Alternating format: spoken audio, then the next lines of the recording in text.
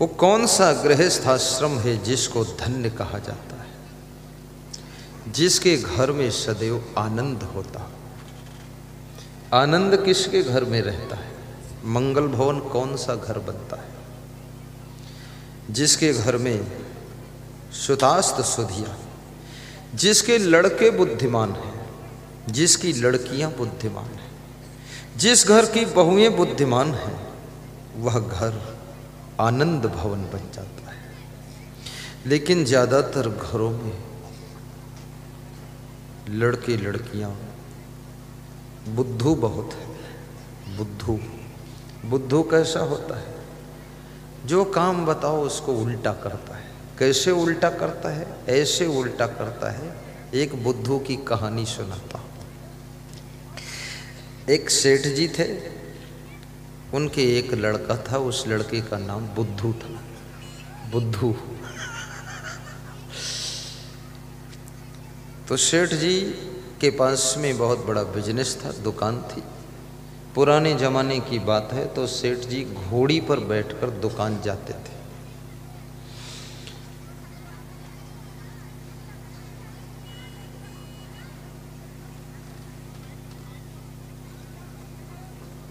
तो सेठ ने सोचा इस बुद्धू को साथ में ले जाना ठीक नहीं।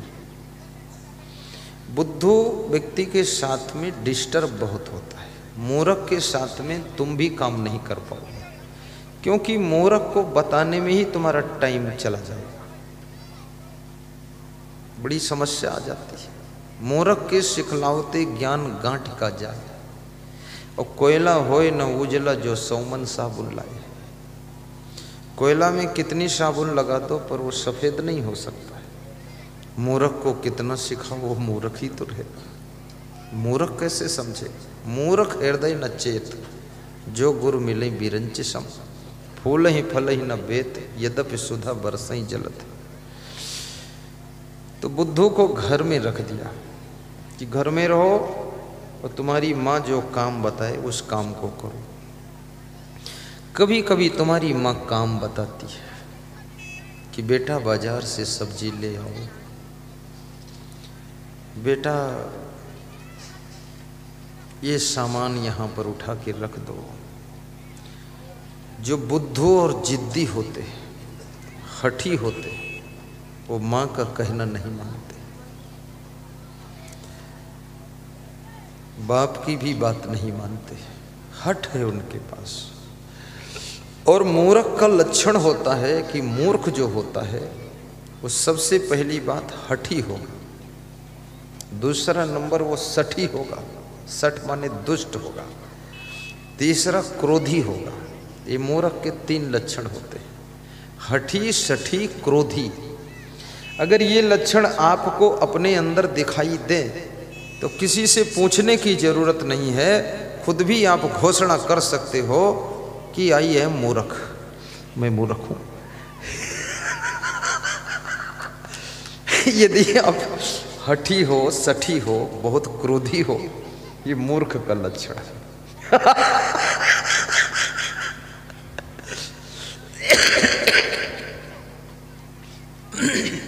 तो माँ ने कहा बेटा पानी भर लाइए कुएं से। वो लड़का बोला माँ बाल्टी और रस्सी लाकर मुझे दे दीजिए तो मैं भर लूँ। तो माँ ने कहा उधर रखी, उठा लीजिए। बोले आधा काम तुम करो तो आधा मैं करूँगा। थोड़ी देर बाद माँ ने कहा बाजार से सब्जी ले आइए। तो बुद्धू लड़का, उसने कहा जूते उठा कर लाइए, पहना दीजिए तो सब्जी ले आऊँ। माँ उससे परेशान हो गई। शाम को जब सेठ जी आए तो उस बुद्धू की माँ ने कहा कि इसको घर में मत रखो, इसको तुम साथ में ले जाओ। इसको जो मैं काम बताती हूँ तो ये मुझे दूसरा काम बता देता है। मैं बोलती हूँ सब्जी ले आओ तो ये बोलता है जूते उठा लाओ, पहना दो। अब ये बुद्धू तो वास्तव बुद्धू है, नाम भी बुद्धू, काम भी बुद्धू, बुद्धि भी बुद्धू, बुद्धू बुद्धू। अब क्या करो इस बुद्धू को? तो सेठ और सेठानी सलाह करते हैं कि बड़ा आश्चर्य है कि बुद्धू पैदा कैसे हुआ। कभी कभी तुम पति पत्नी दोनों बुद्धिमान हो, लेकिन दोनों बुद्धिमान से भी बुद्धू पैदा हो जाता है। कैसे होता है? क्योंकि याद रखना, तुम तो शरीर को जन्म देते हो, लेकिन आत्मा को तुम जन्म नहीं देते हो। आत्मा तो दूर से, कहीं अलग से, कहीं दूसरी जगहों से भ्रमण करती हुई तुम्हारे साथ में कुछ कर्म चक्र का भोग शेष था, इसलिए आकर के तुम्हारे घर में पुत्र के रूप में, पुत्री के रूप में, पोता के रूप में, पोती के रूप में, नाती के रूप में वो जन्म लेती है, भाई के रूप में जन्म लेती है, और वो आत्मा तुमको कर्म का फल देने के लिए जन्म लेती है। इसलिए कभी कभी अच्छे अच्छे लोगों के घरों में ही बुद्धू लोग पैदा हो जाते हैं और पूरे घर को परेशान करते रहते हैं। इसलिए मैं निवेदन करूंगा कि आप इतना पुण्य कमाइए कि आपके यहाँ कोई अच्छी आत्मा, दिव्य आत्मा, महान आत्मा, प्रखर आत्मा, बुद्धिमान आत्मा, समझदार आत्मा ही जन्म ले, ये मूर्ख आत्मा का जन्म तुम्हारे यहां ना हो। और ये कोपि गुणवान पुत्रो निर्गुणैश्य सतैवरा एकश्चंद्रस्तमोहन्ति न च तारा सहस्रशः एकेन अपि सुवृक्षेण पुष्पितेन सुगंधिना। आवाज बहुत तेज तो नहीं है, बड़बड़ बड़बड़ तो नहीं होता, साफ सुनाई दे रहा है। बड़बड़ाता हो तो कम करा दो, बढ़िया है। मैं जोर से बहुत तो नहीं बोलता हूँ, कभी कभी जोश में आ जाता हूँ, क्योंकि बुद्धू मानता नहीं तो जोश करना ही पड़ेगा।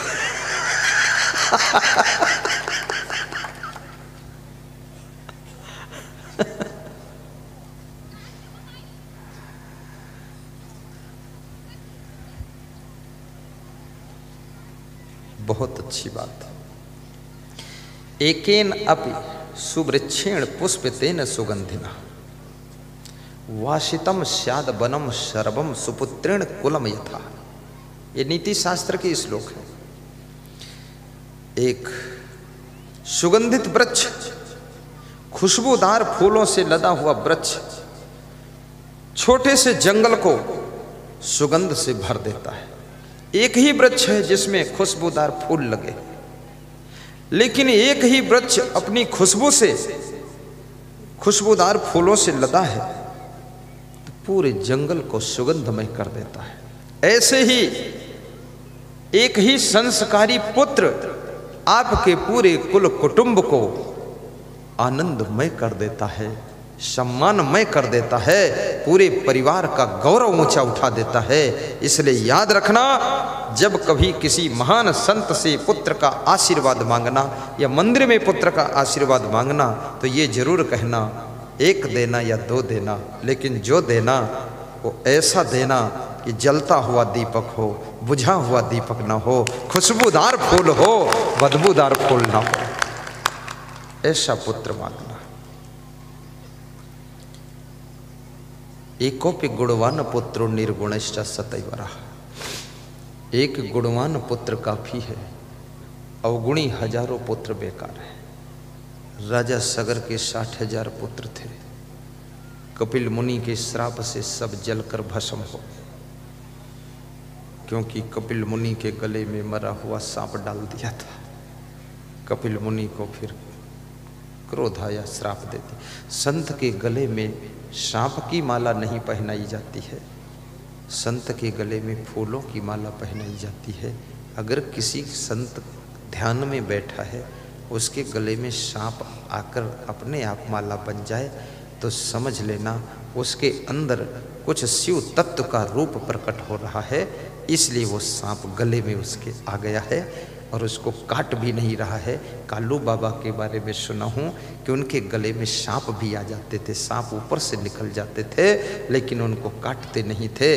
तो कालू बाबा में मैं तो सोचता हूँ तो कालेश्वर महादेव हो गए, ये खुशियालेश्वर वो कालेश्वर।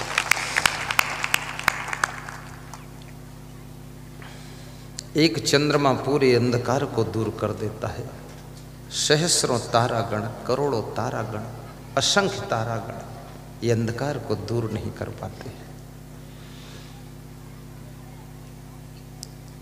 जलते हुए दीपक बनो, जिस घर में जन्म हो उसमें उजाला कर दो।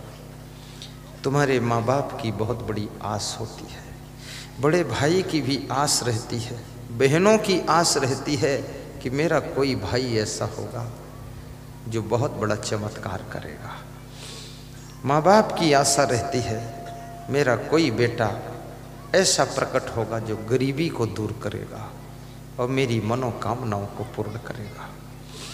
गुरु को भी आस रहती है कि मेरा कोई ऐसा शिष्य होगा जो मेरे आश्रम को आगे बढ़ाएगा, धर्म की रक्षा करेगा, भक्ति को जन जन तक पहुंचाएगा और सत्संग का संदेश लोगों के दिलों में प्रवेश कर देगा। ऐसा गुरु को भी आशा रहती है। इसलिए शिष्य को काफी अच्छी साधना करनी चाहिए। कितने शिष्य गुरु के पास जाते हैं तो केवल हलवा खाने के उद्देश्य से जाते हैं कि माल खाओ, माला पहनो, भाड़ में जाने दो आश्रम। अंधाधुंध सोते हैं, बिल्कुल हवाई जहाज की तरह टांगे ऊपर उठाते पंख कि अब उड़ा हेलीकॉप्टर इनका। मैं जब अपने गुरु के पास आया तो उस समय मेरे गुरु थोड़ा सुस्त रहते थे। सुस्त यानी खुश नहीं रहते थे। और मैं तो बचपन से ही खुश रहता था, फालतू भी हंसता था मैं, हा हा हुआ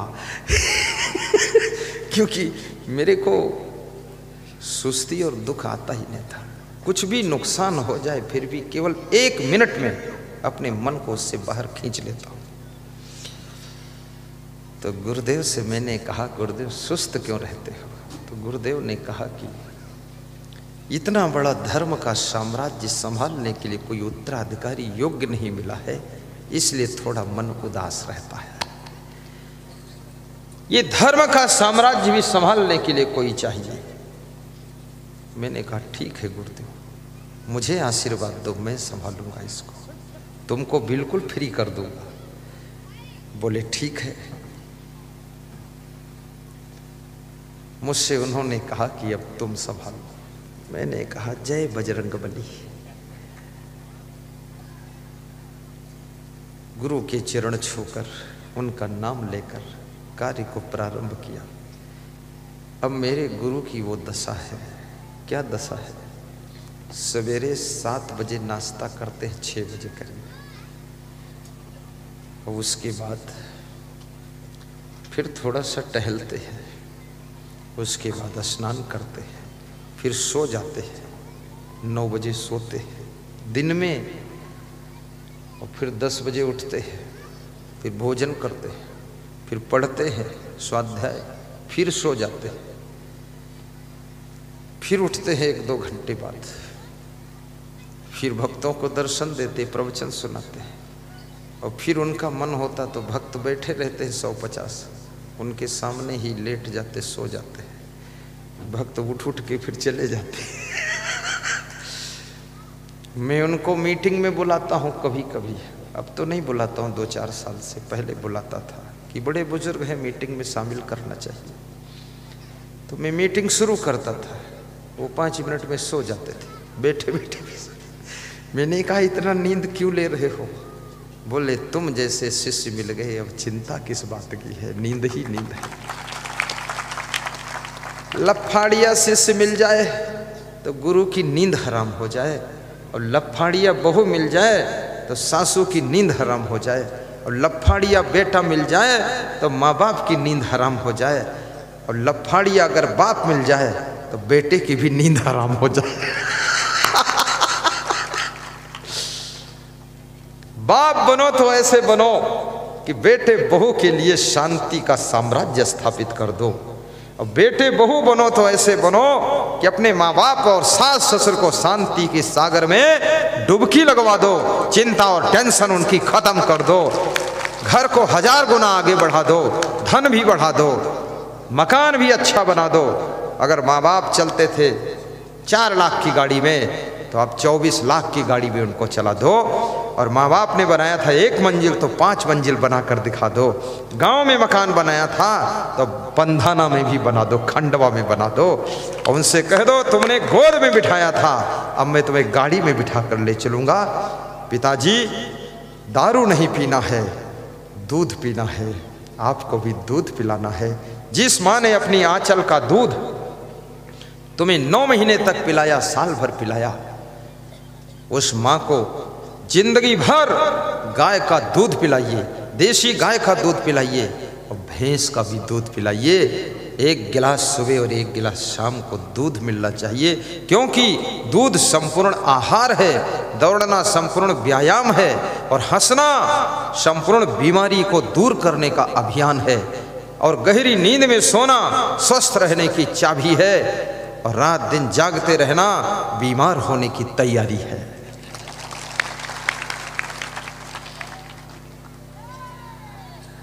महिला मंडल आज जागृत है, मेरी जय बोल रहे हैं।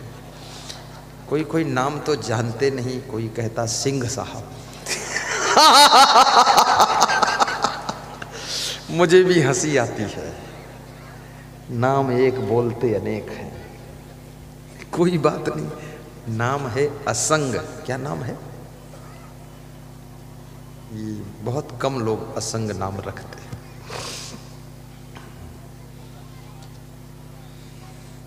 संगति से सुख उपजे, कुसंगत से दुख होए। कहे कबीर तहाँ जाइए, जहाँ अपनी संगति होए। संगति की जय साधु की, हरे और की व्याधि। ओछी संगति क्रूर की, आठों पर उपाय। गाइए श्रीमती रमाबाई, श्री बाबूलाल मालवी, डॉक्टर साहब, गाते रहो, मुस्कुराते रहो, तिल के लड्डू खिलाते रहो। मकर संक्रांति का पर्व आता है, सबके घर में तिल के लड्डू बनाए जाते हैं, और हमारे तो घर ही नहीं तो हम कहाँ बनाए। तो हमारे लिए अनेक भक्तों के घर से तिल के लड्डू बनकर आते हैं। आज श्री रामचंद्र पटेल गौला गांव के तिल के लड्डू लाए थे, 2-3 किलो। तो मैंने सोचा बहुत ज़्यादा है, तो उसके मन में भाव था चेला भी तो ज़्यादा है आपके, सबको मिला। कल सवेरे अर्जुन पटेल भी तिल के लड्डू बनाकर लाए थे। कल मैं बाबूलाल मालवी के यहाँ चैनपुर में गया था, रमाबाई के यहाँ तिल के लड्डू सबको खिलाया। संत लोग आज सुबह कह रहे थे कि हमने तो कल ही तिल के लड्डू खा लिया है। मैंने कहा आज भी खा लेना। संत बोले आज नहीं मिलेगा तो भी चल जाएगा, कल खा लिया। तिल के लड्डू जनवरी में जो खाता है वो अगली जनवरी तक क्या होता है, जो होता वो होता है, लेकिन फायदा होता है इतना तो पता है बहुत फायदा होता है, लेकिन इसका मतलब ये भी नहीं कि आधा किलो लड्डू ही खाओ, तब फिर ऐसा नुकसान होगा जो कभी नहीं हुआ होगा। अति खाना नहीं चाहिए।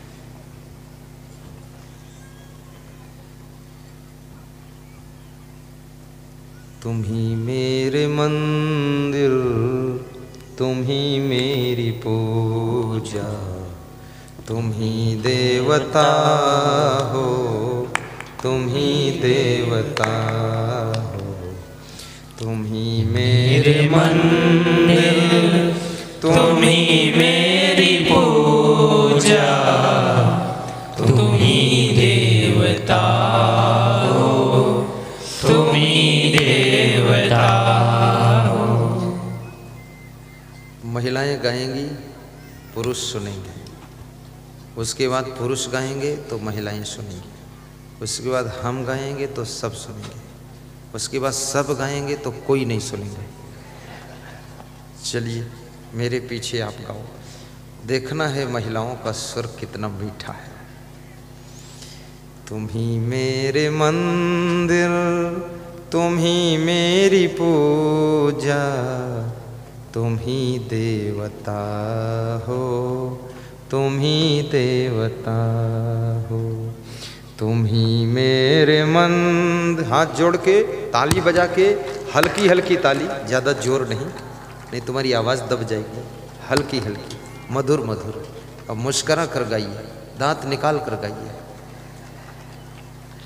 तुम ही मेरे मंदिर, सिर पे कपड़ा रख के गाइए, नहीं तो गाते समय अगर सिर पे कपड़ा नहीं है ना तो सिर के बाल उड़ जाते, केवल खोपड़ी बचती, इसलिए सिर पे कपड़ा। तुम ही मेरे मंदिर, तुम ही मेरी पूजा, तुम ही देवता हो, तुम ही गाइए, मैं भी सुनूंगा। तुम ही मेरे, जोर से गाना माताओं,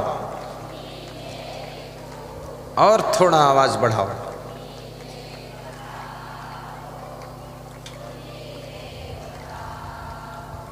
बहुत सुंदर। सब पुरुष सुन करके ललचा गए, कितना मस्त गाती है। अब ये सोच रहे हैं कि घर में भी इनसे कहूँगा गाओ, सुनाओ। अब पुरुष गाएंगे, महिलाएं सुनेंगी। तुम ही मेरे मंदिर, तुम ही मेरी पूजा, तुम ही देवता हो, तुम ही देवता हो, तुम ही मेरे मंदिर।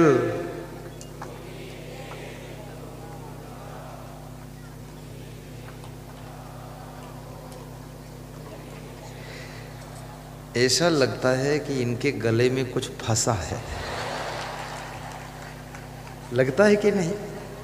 अब या तो इनको गर्म पानी पिलाऊं या कोई दवा खिलाऊं तो गला साफ हो। चलो एक बार मौका और देते हैं। नहीं, इधर जब महिलाएं गाती हैं तो ऐसा लगता है बांसुरी की आवाज है, और ये पुरुष गाते हैं तो ऐसा लगता बांस की आवाज है। थोड़ा अब की बार संभालो। तुम ही मेरे मंदिर, तुम ही मेरी पूजा, तुम ही देवता हो, तुम ही देवता हो, तुम ही मेरे मंदिर। जोर से, इज्जत का सवाल है, हार के जाओगे यहां से क्या हाल है? वाह, ये समझ में नहीं आता है कि ये गाते हैं कि रोते हैं। दोनों मिक्स है। फिर से गाओ एक बार चांस और, तब तक संभलो, इनसे गवाता हूं। अब माताएं गाएं। तुम ही मेरे मंदिर, तुम ही मेरी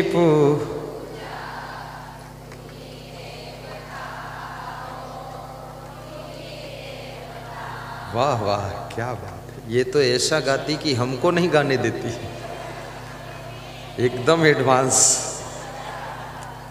ये हमको भी नहीं गाने देती है और घर में तुमको भी नहीं बोलने देती। बिफोर। अब सब पुरुष खुश है कि आज से बैलेंस बना देंगे, गुरुदेव लग रहा। धन्य है माताएं बहनें, इनकी श्रद्धा भी बहुत है। मैं माताओं बहनों को देखता हूँ, पुरुषों को देखता हूँ, किसी श्रोता का मन पीछे मुड़कर देखने का नहीं होता है। सब व्यास गादी की ओर देखते रहते हैं। बड़ी आस लेकर बड़ी दूर दूर से सब आए हैं। इसमें खंडवा जिले के कितने श्रोता हैं? हाथ उठा दे जरा। खंडवा जिला, नीचे कर लो, नीचे कर लो, नीचे नीचे नीचे। अब खरगोन जिले के लोग हाथ उठाएं। खरगोन, ये तो बराबर बैलेंस आ रहा है। ये खंडवा खरगोन का बॉर्डर है क्या? अच्छा, इसलिए बराबर हैं आप। इसमें एक चीज और पूछ लो। गुरुदेव जी का प्रवचन मोबाइल के यूट्यूब में और टीवी में आस्था भजन चैनल में कितने लोगों ने सुना है, देखा है? दोनों हाथ ऊंचे उठाओ। अरे सबने देख, ऊपर ऊपर ताली बजा दो।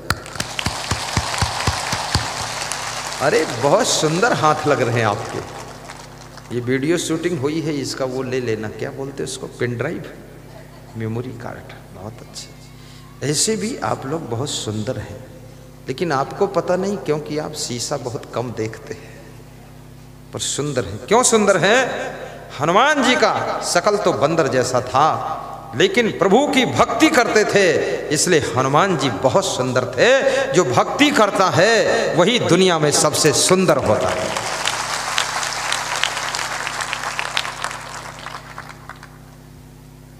गाइए, अब नंबर फिर आ गया। ये सोचते थे इधर उधर में बच जाऊंगा, अभी एक बार और। घर में भी गाया करो, थोड़ा थोड़ा गुनगुनाया करो। मैं अपनी गाड़ी में चलता हूँ ना, तो भजन गाता हूँ कभी कभी, 1-1 घंटा तक गाता रहता हूँ। और कभी कभी नई नई कविता बनाकर मैं खुद बनाता हूँ, खुद गाता हूँ, खुद सुनता हूँ। तुरंत कविता ताजी बनाता हूँ, चौपाई खूब बनाता हूँ, तुलसीदास जैसी।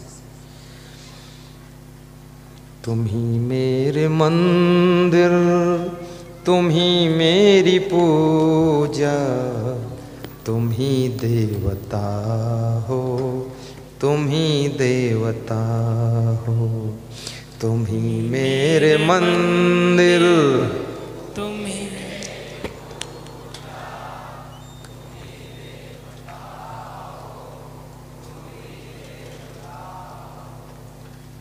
अब आपका सुर भी सुधर गया, बहुत बदल दिया आपने, संभल गई आप। धन्यवाद। पास हो गए, 2nd डिवीजन, ये 1st डिवीजन। अब एक बार दोनों नर नारी मिलकर गाएं, साधु संत भी गाएं, हम भी गाएं, सब मिक्स कर देते हैं। चलिए। तुम ही मेरे मंदिर, तुम ही मेरी पूजा, तुम ही देवता हो, तुम ही देवता हो। बस अब नहीं, ज़्यादा गाने से फिर प्रवचन कम हो जाएगा, इसलिए प्रवचन ज़्यादा सुनाऊं तो ठीक है। ठीक है, हाँ सत्य बात है। सीधे बैठ जाओ।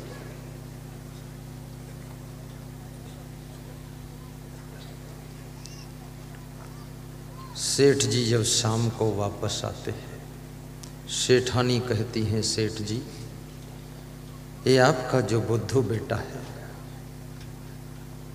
इसको तुम अपने साथ ले जाया करो, ये घर में मुझे बहुत तंग करता है। तो सेठ जी ने कहा कि ये मेरा बुद्धू बेटा है, क्या तेरा बुद्धू बेटा नहीं है? तो साझे में बेटा है, दोनों का है। सेठानी ने कहा कि ठीक है, आप ले जाओ।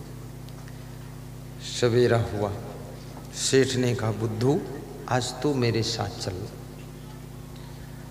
तो बुद्धू ने पूछा घोड़ी पे बैठना है कि पीछे चलना है? बोले पीछे चलना, 10 फीट दूर चलना, क्योंकि घोड़ी कभी कभी लात मारती है।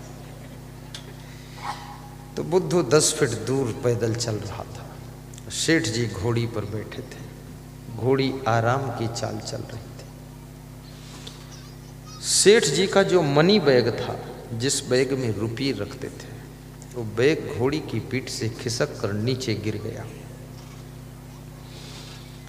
बुद्धू ने देखा कि घोड़ी की पीठ से कुछ सामान गिरा है, लेकिन उठाया नहीं, क्योंकि बुद्धू था। जब सेठ जी दुकान पर पहुंचे, देखा उनका मनी बैग नहीं है, गिर गया। सेठ ने पूछा बुद्धू घोड़ी की पीठ से कोई सामान गिरा था नीचे? हाँ पापा गिरा था, एक बैग गिरा था।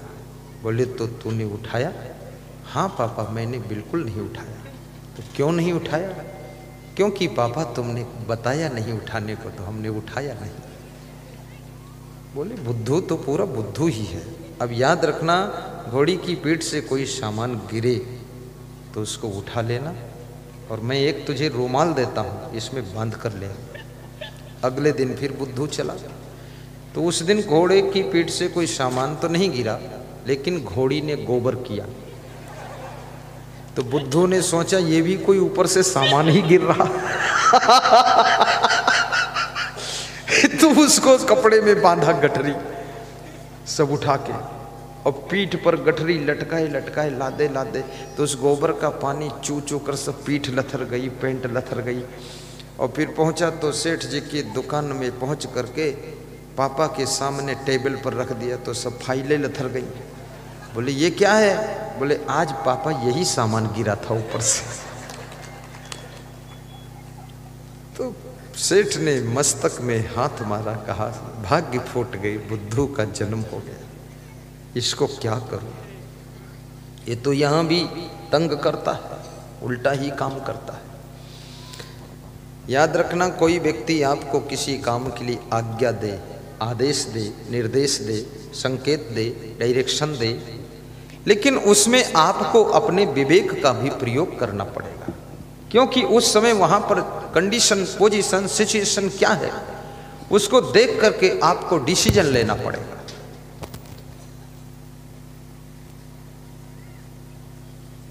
यदि आप स्वयं डिसीजन लेने की क्षमता नहीं रखते, विवेक नहीं है, तो आप बुद्धू लाइन में ही गिने जाओगे। इसलिए स्वयं भी विवेक रखिए। बहुत बड़ी घटना हुई। सेठ ने कहा तू घर रहे। बोले सेठानी कहती है सेठ के साथ रहे, तुम कहे तो सेठानी के साथ रहे, तो कहाँ रहूं? बोले दोनों बीच में रहे। जब सेठानी कोई संदेश देंगी तो मेरे तक पहुंचा देना, बस इतना काम कर और कुछ मत कर। थोड़े दिनों के बाद सेठानी के एक बेटी का जन्म हुआ, लड़की पैदा हुई। सेठानी ने कहा बुद्धू जाओ अपने पापा से बता दो सेठ जी से कि लड़की का जन्म हुआ है। तो बुद्धू घर से दौड़ा और रास्ते भर चिल्लाता गया, सेठ जी तुम्हारी लड़की पैदा हुई है, सेठ जी तुम्हारी लड़की पैदा हुई है।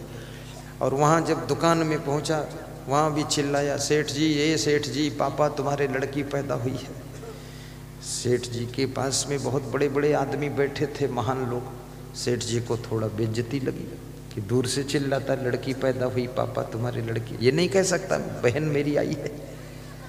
बुलाया और एक थप्पड़ मारा, कहा मूर्ख बुद्धू, कोई संदेश लेकर आना, जोर जोर से मत चिल्लाना। मैं कोई काम कर रहा हूँ, किसी से बात कर रहा हूँ तो चुपचाप खड़े रहना, जब फ्री हो जाऊंगा तब कान में बताना। बोले ठीक। दूसरे दिन गैस सिलेंडर फट गया, घर में आग लग गई। सेठानी जल रही थी, सब घर जल रहा था। सेठानी ने कहा दौड़ के पापा को बताओ जाके। तो बहुत तेज दौड़ता हुआ गया चुपके से, और वहाँ सेठ जी बिजी थे, लोग उस बात कर रहे थे, चुप पे खड़ा रहा। 2 घंटे बाद सेठ जी फ्री हुए, बोले क्या है बुद्धू? तो कान में जाकर कहा कि पापा घर में गैस सिलेंडर फट गया है, मम्मी जल गई है, आग लग गई है। बोले तू कितनी देर से आए? बोले 2 घंटे से खड़ा हूँ। तो तुरंत क्यों नहीं बताया? बोले आपने कहा था कि जब फ्री होंगे तब कान में बताना। सेठ ने अपना माथा ठोक लिया कि अब ये मूर्ख है। इसलिए बुद्धू पुत्र जन्म न ले, इसके लिए पुण्य करना।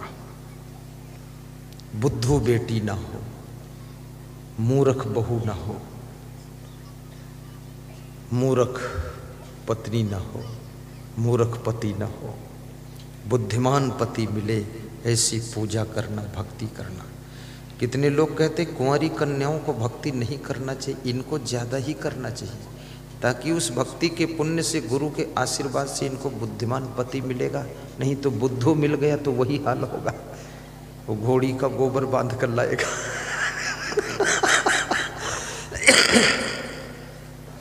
कुंवारे लड़कों को भी भक्ति करना चाहिए, सत्संग सुनना चाहिए। ये सत्संग सुनने से भी पुण्य बढ़ता है, सत्संग की व्यवस्था करने से पुण्य बढ़ता है, सत्संग कराने से बहुत बड़ा पुण्य बढ़ता है। गौ माता की सेवा से पुण्य बढ़ता है, माता पिता की सेवा से भी पुण्य बढ़ता है, सफाई करने से भी पुण्य बढ़ता है, गम खाने से पुण्य बढ़ता है।